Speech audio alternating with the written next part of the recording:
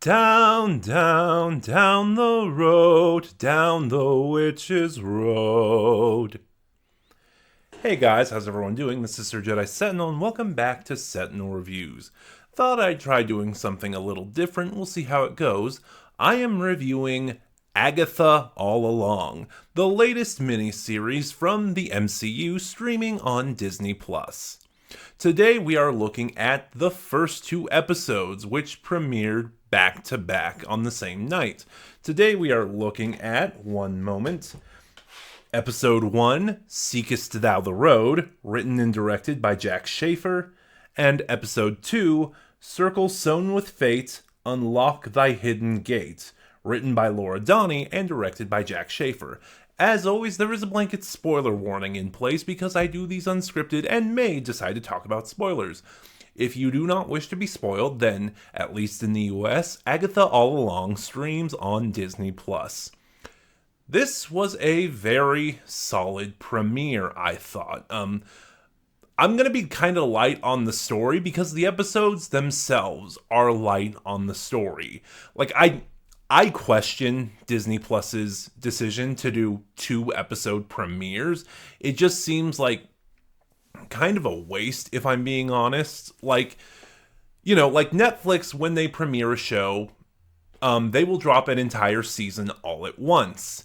And over time, I've kind of grown to be against that kind of model because there is no longevity to the show. The longer a show lasts, the better chance it has to attract more viewers and get picked up for a longer run of more seasons. So, you dump a show all at once, everyone talks about it for a week, maybe a week and a half, and then dead. So I do think the dropping shows, week to week, the way the old cable model does it, I do think that is more beneficial to a longer show's run. And I'm going to talk about that a little more further down the line.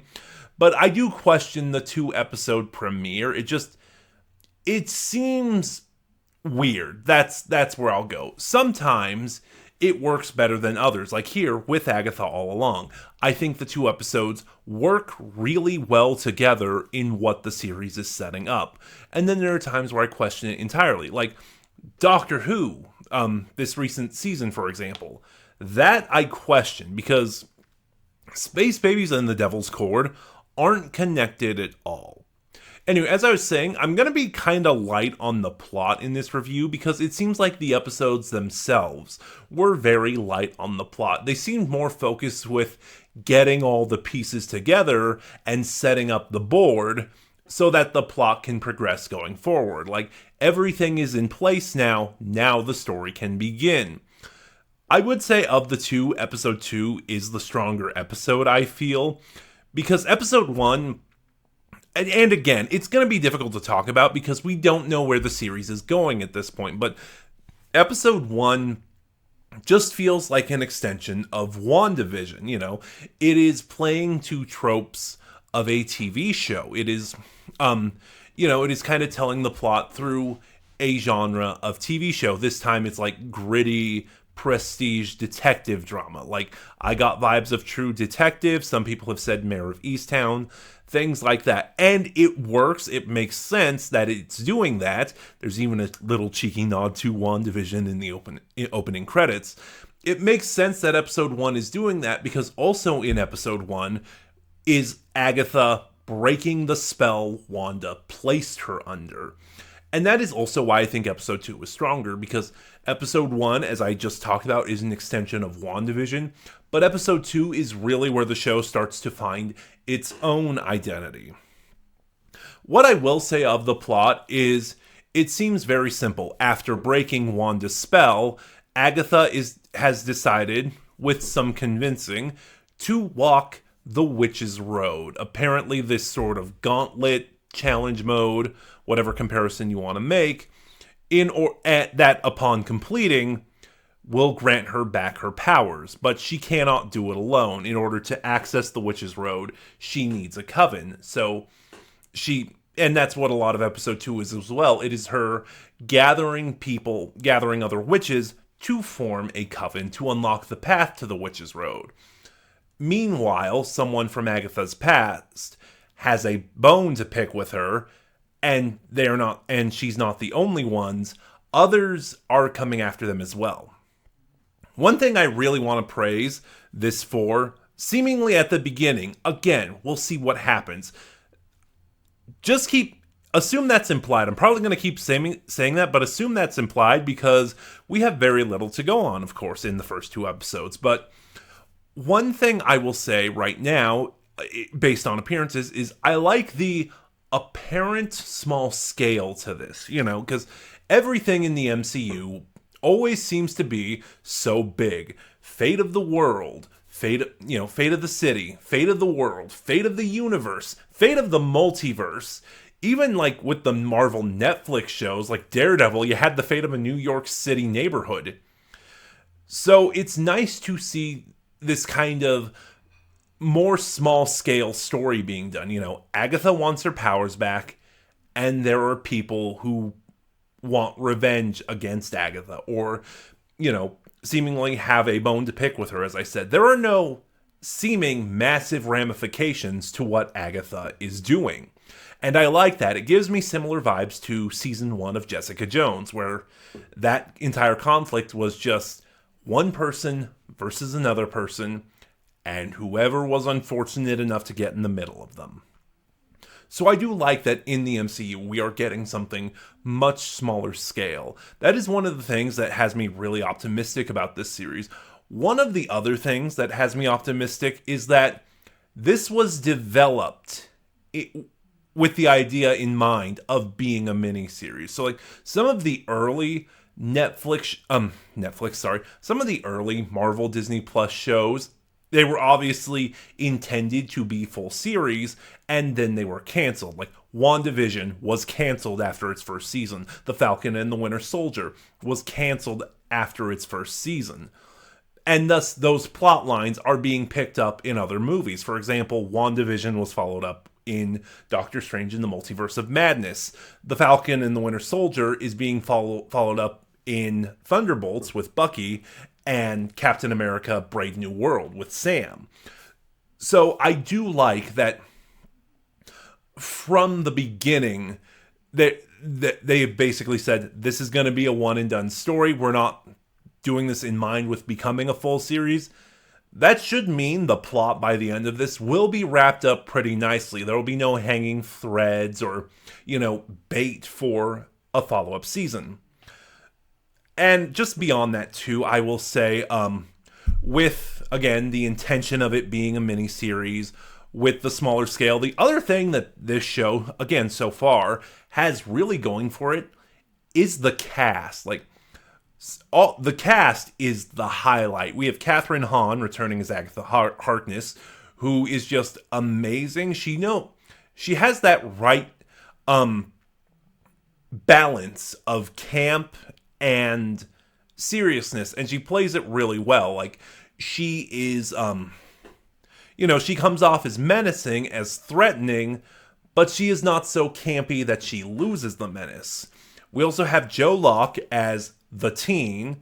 There is popular rumors that the Teen is Billy Kaplan, aka Wiccan, aka Wanda's son. I'm not going to lean into that, because if it turns out not to be true and I've been following and believing those rumors, I'll just be disappointed. So I'm just going to strap myself in for the ride and see who the Teen ultimately is. And the Teen is just absolutely precious. He is adorable. And Joe Locke has really good chemistry with Agatha Harkness, with Kathryn Hahn, excuse me. And there are interesting storylines for him. Like, every time he tries to tell Agatha his name, he goes silent as this sort of seal appears over his mouth. Or as he talks about his life, Agatha suddenly can't hear him. It's interesting because I will speculate on this much. Some of the entertainment news outlets are talking about the Teen in their reviews and saying that, like, he can't talk about himself. Like, he's placed under some kind of spell or something, which is why he wants to walk the witch's road. He says he wants power. But I think it's more whatever's going on with him. The spell is Agatha can't hear him. Agatha cannot know for whatever reason. We also have Aubrey Plaza, who was just kind of introduced as sort of a main antagonist and someone who has history with Agatha. She was fun in that first episode. She didn't show up in the second episode, but again, a lot of that is going to depend on what their past is. The fight scene in that first episode was really fun. And then we have the rest of the Coven, most of whom are played by actresses with really great presence and who are introduced really strong, but we didn't get a lot about their characters. And that is where I say the cast is the highlight, because we get a lot about them on the strength of the actresses alone, but we don't have a lot about their characters. Like, we have Sashir Zamata, who is sort of the potion witch. Apparently, this coven needs witches of different branches of magic. And she is a Gwyneth Paltrow parody. She is like that new age type of grifter. I think they even specifically mention, take specific shots at Gwyneth Paltrow. Like, Joe Locke brings up the lawsuits, some of her treatments. She's being sued over because of some of her treatments. And she decides to walk the witch's road because apparently Agatha bound her power. She is a potion witch because she cannot use any other form of magic, so she is hoping to get unbound. We have Alion, who is probably the weakest character. Like, we get the least about her, and unlike some of these other actresses, she doesn't really have any kind of presence. So that, I will say, that is interesting. She is a character I am interested in because out of all of the characters introduced, we have the least about her. We have Patti LuPone as our clairvoyant. So Patti LuPone, I automatically became this show's target audience. And she's Patti LuPone. Like, you know what you're getting with her. She's very bombastic, very boisterous, always in a very entertaining way, and she always has this intensity to her. So I think it'll be fun to watch her. And surprisingly, the one that surprised me most, Deborah Jo Rupp, from Kitty Foreman from that 70s show. Like, it's really interesting because I've only ever associated her with comedy, and while this has comedic moments, it is obviously a little more dramatic. So it'll be interesting to see her in that part. And I think out of all of the witches in Agatha's coven, aside from Agatha, I think her arc is the most defined. Like, when all the characters were gathering, one of them brought up that the coven needs an earth witch. And Agatha and Patti LuPone's character, again, who is a clairvoyant, know who that is supposed to be.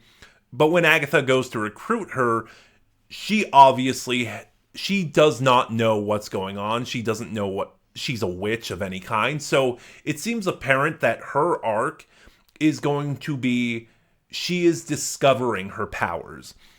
I was talking about this with a friend in a Discord server, and they said they speculate she is going to be the red shirt. Again, it'll just be interesting to see what the show does.